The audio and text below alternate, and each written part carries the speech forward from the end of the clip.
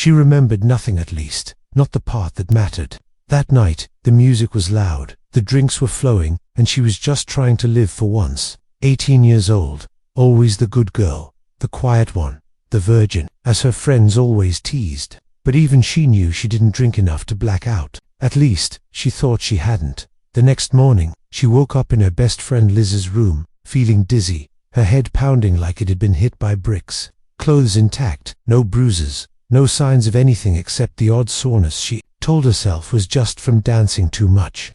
She asked Liza what happened, and Liza shrugged, laughing. "Girl, you just fell asleep on the couch. Didn't even finish your drink." So she moved on. Days passed, then weeks. She focused on school, on ignoring the weird way her body was feeling. Nausea came in waves. She chalked it up to stress exams, maybe a stomach bug. But when her period didn't come, not even after another week, her heart started to race every time she sat alone. She Googled things she shouldn't have had to Google. Her search history turned dark real fast. Can you get pregnant without sex? Symptoms of pregnancy for virgins. Implantation without penetration. She was grasping at straws. Deep inside, she already knew something wasn't right. Her body felt different. Her skin, more sensitive. Her appetite shifted. Weirdly spicy food one second, nausea the next. But she couldn't be pregnant. That wasn't even physically possible, right? A week later, she stood in her bathroom at 6:45 a.m. with a trembling hand holding a test from the dollar store. She hadn't slept. She'd read the directions 10 times, but she still didn't trust her hand not to mess it up. She peed on the stick, set it down, and stared at the ceiling for 2 minutes straight, praying. She didn't even know what to pray for. Just that it was wrong, that it was broken, that it was all in her head. But the lines showed up clear and bold. No second guessing. She was pregnant, and she didn't know how the hell that could have happened. She screamed into a towel so her parents wouldn't hear. She didn't cry right away. Her body just went cold, numb, like the floor fell out from beneath her. She didn't tell anyone, not that day, not that week. It was when she threw up in the school hallway right in front of everyone that everything began to collapse. Rumors spread like fire. Some said she was faking it for attention. Others laughed that the virgin girl must have finally cracked. One boy even joked, "Maybe it's a miracle baby." She laughed it off too, trying to play cool, like she'd just eaten bad cafeteria food. But her hands shook every time she touched her stomach. She didn't even know who the father was, or if there even was one. All she remembered was that party night, and a blurry moment, just one, when she stumbled in the hallway and someone caught her. A stranger, tall, smelled like expensive cologne and cigarettes, said something like, "You okay?" in a deep voice. She never saw him again. But now, as she looked at her reflection in the mirror, pale, tired, with fear all over her face, she knew nothing would ever be the same. For the next few days, she became a shadow of herself.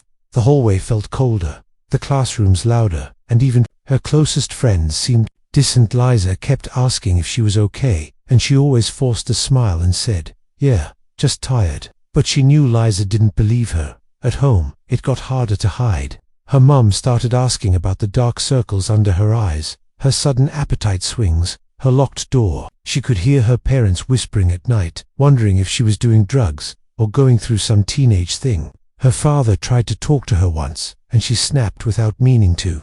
"I'm fine, Dad, just leave me alone." But she wasn't fine. She was drowning.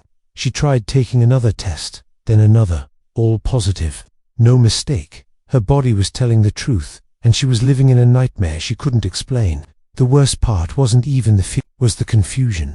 She kept asking herself the same question every night. How could this happen to a girl who hadn't even done it? She began searching late into the night. Stories of girls being drugged at parties. Cases where someone got pregnant from dry contact, almost impossible, but not completely unheard of. She even wondered if something more twisted had happened that night. Maybe someone had done something while she was passed out. But why didn't Liza notice anything strange? Why did her clothes look untouched? And then, she remembered that stranger again. His face was still blurry, but there were flashes, his voice, his hands catching her as she stumbled, the smell on his jacket. He didn't seem dangerous, but what if? That idea haunted her.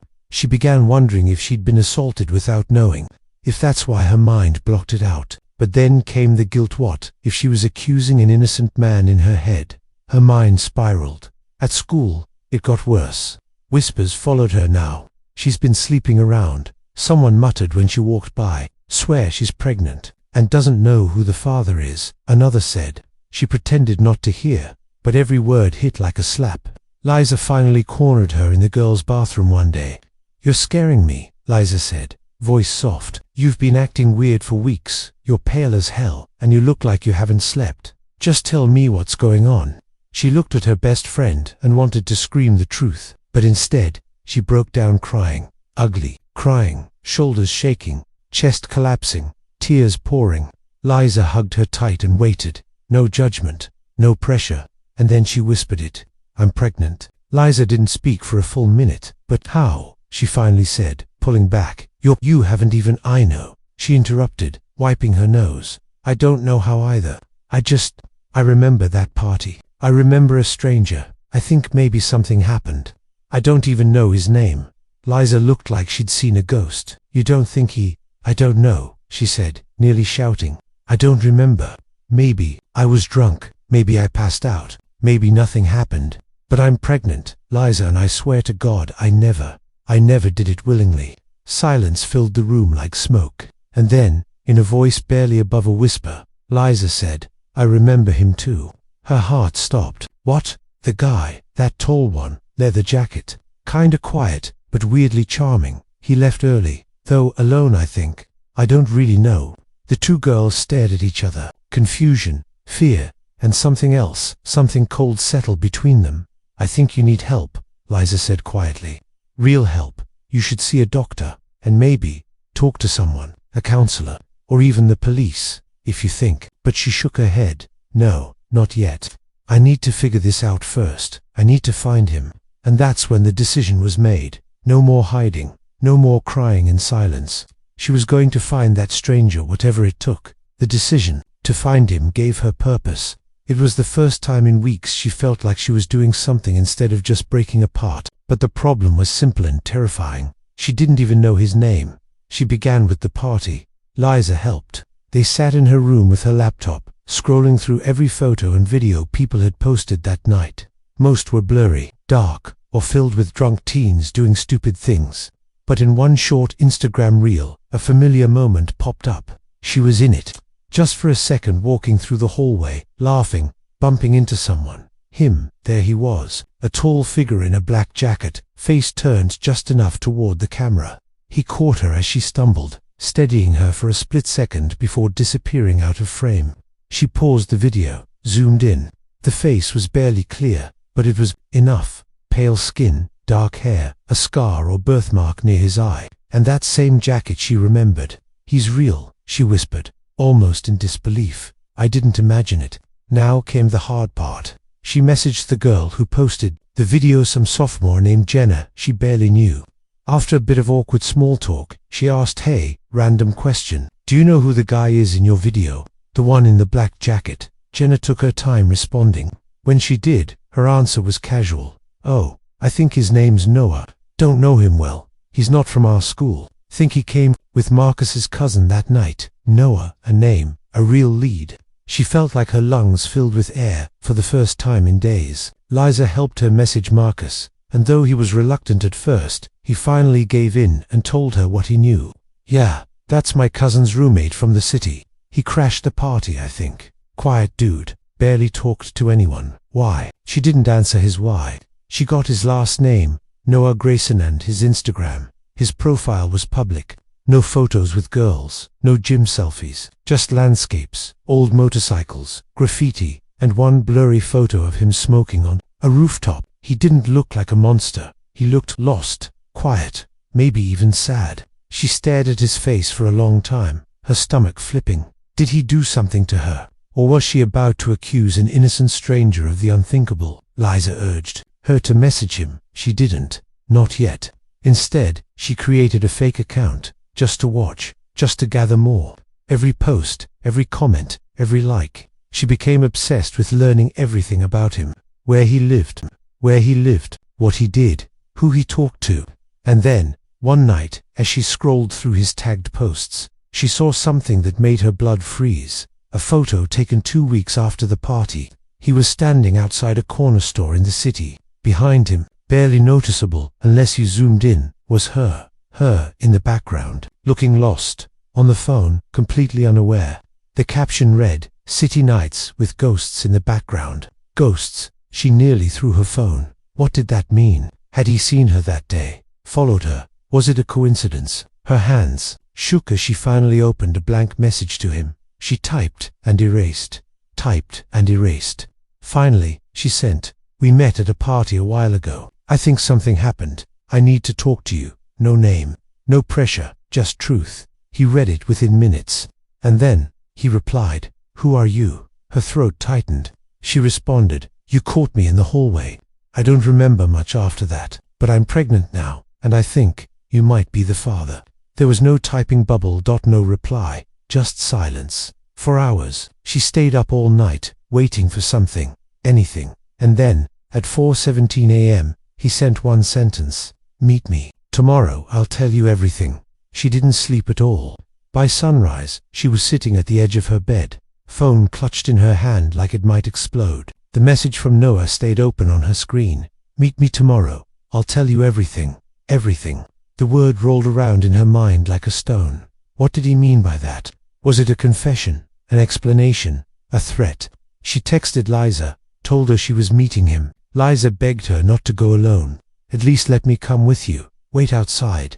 You don't even know this guy." But she shook her head. This wasn't a moment for friends. It was hers. He told her to meet him at a small park near the train station downtown, noon. She wore the plainest outfit she could find.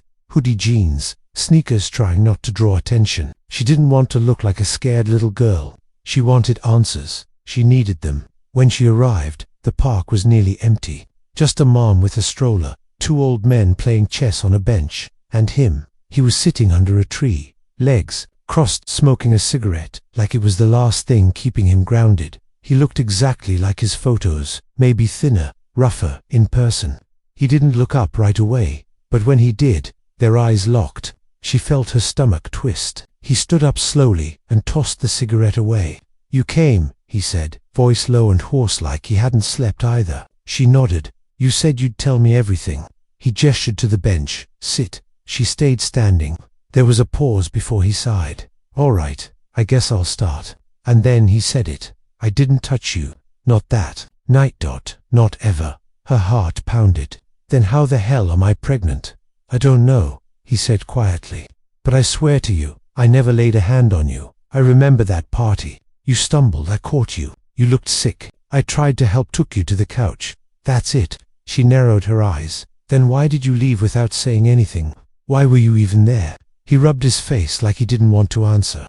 "I didn't plan on coming. Marcus invited me last minute. Said there'd be free booze and dumb teenagers to laugh at. I came to get drunk. That's it. And the photo," she added. "The one with me in the background." He looked surprised, then gave a bitter smile. "I didn't even notice you were in that shot. I swear, I take random pics when I'm walking around. I call them ghosts, people I don't know, but who show up anyway." She felt dizzy. "Then why did you tell me you'd explain everything?" He looked at her, finally serious. "Because after I got your message, I went back through my phone, through the party stuff, through that night. And I found something." He pulled out his phone, unlocked it, and handed it to her. A video played, blurry, shaky, like it was recorded in secret. She saw herself, unconscious on the couch. Then, a guy at Noah leaning over her. Her blood turned to ice. "Who is that?" Noah's jaw was clenched. "His name's Brent. He was there with one of Marcus's friends. I didn't know him, barely noticed him, but I guess he stayed late after I left. Someone sent me this video after I asked around." She watched it again. The guy touching her hair, saying something she couldn't hear. "I think he drugged you," Noah said flatly. "And I think he's the one who did it." Tears burned behind her eyes, but she didn't cry. "Not yet," Noah continued. "I'm sorry. I swear to you, I didn't know. If I had died, never let you out of my sight." She sat down slowly, the weight of it all crashing down. Someone had violated her. Not just her body, but her mind, her truth, and she hadn't even known it. "I want to find him," she whispered. Noah nodded. "Me too." Silence fell over them like ash. And in that moment, even with the confusion, the pain, the shame, something shifted between them. She was no longer alone. She didn't go home that night. After the meeting with Noah, she wandered the streets for hours, numb and hollow. She couldn't bring herself to walk through her front door, sit across the table from her parents, and pretend everything was normal, because it wasn't. Everything was broken now. She ended up crashing at Lisa's place. She didn't explain much, just enough. It wasn't Noah, someone else. There's a video. That was all Liza needed to hear before pulling her into a tight hug and whispering, "Whatever you need, I'm here." But sleep never came. Her thoughts were flooded with the image of that blurry video. Her body, her unconscious body, that stranger Brent, and worst of all, the violation she never even felt happening. She didn't want to tell her parents yet. She didn't want their pity, their rage, or worse, the disappointment. She'd always been the good girl, the one who followed every rule, made every right decision. What would they see now? A broken version of her. The next morning, Noah messaged, found Brent's Instagram, private, but he lives 2 cities over, trying to get his address. Just seeing his name made her stomach churn. The idea that he was still walking around like nothing happened made her fingers curl into fists. "I want to see him," she replied. "I want to hear him say it. I want him to admit it to my face." Noah didn't argue. He just sent back, "Then we find him." They made a plan. Quiet, careful. She wouldn't go alone. Noah would come with her just to talk, just to confront. She didn't want police yet, not until she was sure. Not until she had something more than a blurry video. It wasn't smart. She knew that, but it felt necessary, like taking back even a sliver of power. By the weekend, Noah had an address. Brent lived in a rundown duplex just off the main road of a grimy neighborhood. Noah borrowed a car from a friend. She wore a hoodie and sunglasses, trying not to shake the whole ride there. "You don't have to go in," he told her as they pulled up. "I want to," she said. "I need to see his face." The building looked like something out of a bad dream. Faded paint, broken blinds, a busted mailbox barely hanging on. They knocked once. No answer. Noah knocked again, harder. After a long pause, the door creaked open. It was him. The same guy from the video, taller than she expected. Greasy blonde hair, lazy eyes, a smirk that vanished the moment he saw her standing beside Noah. "You," he said, confused. "What the hell?" "Brent," Noah said calmly, stepping forward. "We need to talk." Brent's eyes darted between them. "I don't even know her." "Really?" she said, voice trembling. "Because there's a video of you that night, at the party, with me, while I was unconscious." His face tightened. "What video?" "You know what video," Noah said. "Someone recorded you leaning over her, touching her." "That's bullshit," Brent snapped. "I didn't do anything. She was passed out. Everyone saw it." "Exactly," she said, stepping forward. "I was passed out. And somehow, I ended up pregnant. Still think this is funny." His eyes flickered. For a second, just a second, his face betrayed something. Guilt, panic, or just the realization that he might finally be caught. "You can't prove shit," Brent muttered, slamming the door shut in their faces. They stood in silence. Her knees buckled, and she sat down on the front steps, shaking. Noah didn't say anything. He just sat beside her, letting the silence sit heavy between them. "He did it," she whispered. "I saw it in his face. He knows." "Yeah," Noah said. "And now he knows we're coming." For the first time in weeks, she didn't feel helpless. She felt angry. The days that followed were thick with tension. She barely ate, barely spoke, but inside, something had shifted. She was no longer scared, she was furious. Noah checked, in every morning and night. His messages were short but consistent. "You okay? Still here if you need anything. We'll figure it out." For a guy she barely knew, he was showing up more than people who were supposed to love her unconditionally. Even Liza had pulled back a little. Not in a cruel way, just in that silent, uncomfortable distance people create when things get too real. She understood it. She didn't blame her, but it hurt anyway. On Wednesday she got the first message, from Brent, a single line, no name, no context. "Take this any further, and you'll regret it." Her hands shook so hard, she dropped her phone. When she told Noah, his reply was instant. "You should save this message and take a screenshot. We need to go to the police," Noah said, but she paused again. "I don't want to be known as that girl," she said. "The girl whose name gets ruined. What if no one believes me? What if they ask why I waited so long to say something?" Noah told her, "You are that girl, and that's the very reason they must listen. This was bigger than just her now. Through a friend, Noah found a lawyer who was an expert in cases of sexual assault involving young people. The lawyer, Karen Naylor, agreed to meet them for a private, no-pressure talk. That meeting was a turning point. Karen was smart, composed, and very direct. "What was done to you is rape," she stated plainly. "The video is not perfectly clear, but it's enough to start a legal case. The threats he is sending you are considered witness intimidation. This makes your case stronger, not weaker." But her next words hit the hardest. "It's very likely he has done this to someone else before." The thought made her feel sick. Karen explained their choices. They could get a restraining order, take legal action, and even have the video confirmed as real and traced back to the person who first posted it.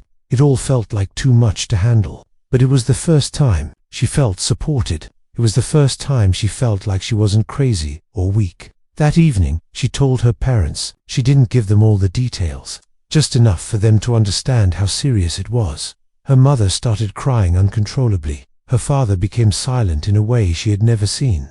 But they didn't yell or blame her. They just held her tightly, as if they could shield her from a past that was already done. "I should have realized something was wrong," her mother cried. "I'm so sorry." "I didn't know either," she replied, "but I will make him face the consequences." The following day, Brent appeared at her school.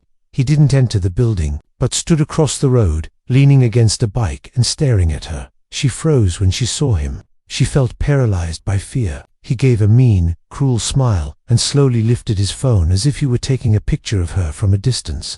She took a step back. Her heart pounded so loudly it drowned out every other sound. She reported it to the school. She told the lawyer. She filed a police report. The next morning, a protection order was filed for her, but it wasn't enough. That weekend, Brent disappeared from his apartment. He was gone. No one knew where he went. His social media accounts were all deleted. The police hadn't arrested him, saying they were still gathering evidence for the case. The fear started to come back, but Noah wouldn't let her fall into a panic. He stayed with her, brought her meals, and sat with her on nights she couldn't sleep. He told her silly stories that made her laugh, even as her life felt like it was falling apart. One night, sitting in his car in front of her house, she finally asked the question she had been holding in. "Why do you care so much about this?" He paused before answering. Then he turned to her and said, "Because I've seen what happens when girls stay silent. My sister experienced something similar. Nobody believed her. She didn't recover from it." She nodded, trying not to cry. "You saved me, Noah." He looked at her with serious eyes. "No, you saved yourself. I'm just here to help you see it through." The court date was scheduled for 2 months later. 2 months of waiting, knowing Brent was still free somewhere. 2 months of constantly looking over her shoulder, double-checking every lock, and being startled by every noise. It was tiring. The school was informed. Her teachers were told privately. Some began to treat her with a strange, new kindness that made her uncomfortable. Others just stayed away from her, as if her pain could spread to them. But she no longer cared. The truth was known, and the baby was growing.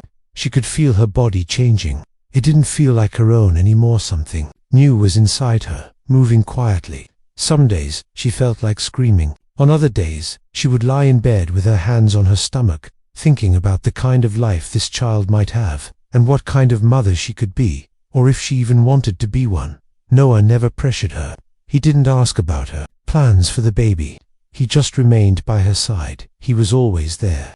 They would talk sometimes, and other times they would just sit quietly together, which felt like enough. But one afternoon, everything fell apart again. As she was leaving school and walking to the main road, someone grabbed her arm forcefully. She turned around quickly, her heart racing and her breath caught. It was Brent. He looked frantic, like he hadn't slept, and was sweaty. He looked like a man who was losing control. "Do you think this is a game?" he hissed. "You think you can destroy my life with a made-up story?" She couldn't move or scream. She was frozen in place on the sidewalk. "I didn't do anything to you," he yelled. "You can't even remember, right? You were just looking for attention, like all you girls who like to tease. You were drunk, laughing, just lying there like." Suddenly, Noah's fist hit Brent so hard he fell backward onto the grass, spitting out blood. People started screaming and pulling out their phones. Someone dialed 911. Noah stood over him, breathing heavily. "Say one more thing, I dare you." Brent quickly got up and ran away. The police caught him an hour later. He was charged with assault for breaking the protection order and a new charge for grabbing her.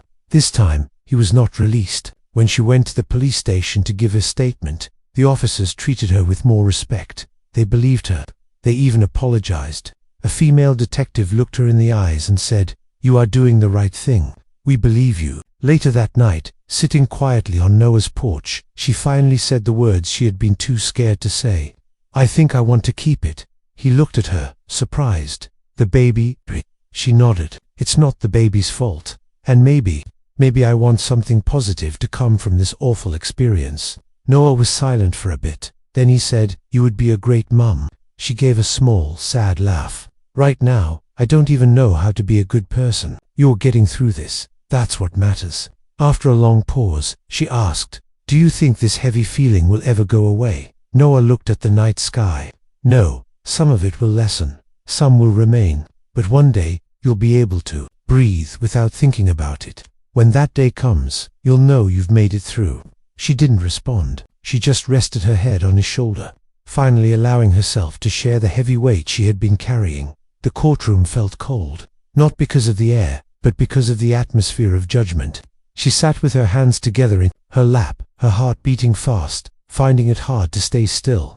Her pregnancy was now slightly visible as a small curve under her baggy sweater. She felt the baby move inside her, as if it also felt the tense mood. Brent was on the other side of the room. He looked overly confident and clean, like a man who believed he could talk his way out of trouble. But his nervous, darting eyes showed his true feelings. For the first time, she saw fear in him.